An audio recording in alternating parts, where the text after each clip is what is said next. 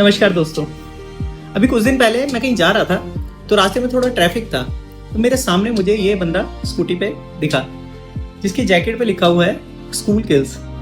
इसे देखकर पहले तो मुझे थोड़ी हंसी आई, फिर मैंने थोड़ा सोचा तो मेरे मन में आया कि हाँ सही तो लिखा है कि बच्चे की लाइफ में ना ऐसी कितनी सारी चीजें होती हैं जिसको स्कूल सच में मार देता है। जिनमें सबसे पहली चीज होती है उनकी चंचलता, उनका चुलबुलापन।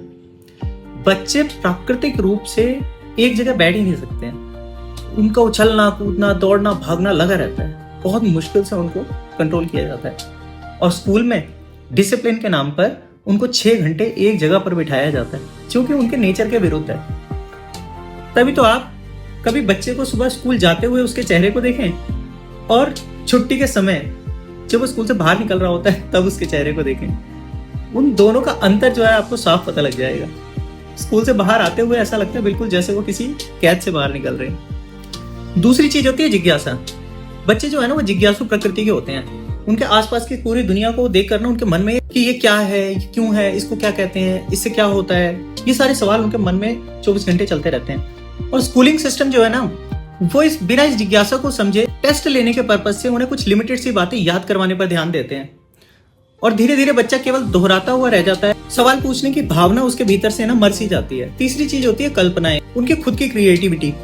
बच्चों को किसी सवाल का जब जवाब बता दिया जाता है तो उनको केवल एक तरह का जवाब दे दिया जाता है और कहा जाता है यही सही है। तो उस सवाल को समझने के लिए और एस्पेक्ट्स और संभावनाएं जो है ना बच्चा तलाश करनी बंद कर देता है। बच्चा नए जवाब ढूंढने बंद कर देता है। उसकी खुद की सोचने समझने और एक्सप्लोर करने की जो क्षमता है ना उसको कहीं ना कहीं मार दिया जाता है। चीज होती है आत्मविश्वास, उसका खुद का कॉन्फिडेंस। जब ग्रेड को लेकर अंकों को लेकर हर समय उसकी किसी दूसरे स्टूडेंट्स के साथ तुलना होती रहती है तो बच्चा खुद पर शक करने लग जाता है। फेलियर पर उसे लगता है कि सजा मिलती है तो उस फेलियर को वो उस सीखने के प्रोसेस का हिस्सा समझने के बजाय उससे डरने लग जाता है और इससे उसका आत्मविश्वास मरने लग जाता है। चौथी चीज होती है सीखने की खुशी। बच्चा जब भी कुछ नया सीखता है ना तो उसके मन में एक अजब सी खुशी होती है। वो बार बार माँ बाप से कहता है कि मम्मी आपको पता है ऐसा होता है, पापा आपको पता है ये चीज ना ऐसे होती है। लेकिन स्कूल उन्हें ये सिखाता है कि कुछ भी नया सीखना है ना तो केवल अच्छे मार्क्स लाने के लिए सीखना होता है। तो उसके अंदर से ना वो उस नई चीज को सीखने की जो है खुशी कहीं ना कहीं मर जाती है। उसे लगता है कि कोई भी नई चीज सीखनी है तो केवल मार्क्स लाने के लिए सीखनी है, बस इससे ज्यादा और इसकी कोई अहमियत नहीं है। पांचवी चीज होती है उसकी पर्सनैलिटी, उसका खुद का व्यक्तित्व। देखिए हर बच्चे के मस्तिष्क की जो क्षमता होती है ना वो अलग अलग होती है। कुछ बच्चे देख के सीखते हैं, कुछ बच्चे कहानियों के माध्यम से सीखते हैं, कुछ बच्चे सुनकर सीखते हैं, कुछ बच्चे उसको प्रैक्टिकल करके सीखते हैं। लेकिन स्कूल वाले क्या करते हैं वो सभी के लिए ना समझाने का सिर्फ एक ही करिकुलम जो है वो अपनाते हैं, जिससे क्या होता है कि बच्चे की खुद की जो डिफरेंट संभावनाएं होती हैं उनका ना दमन हो जाता है।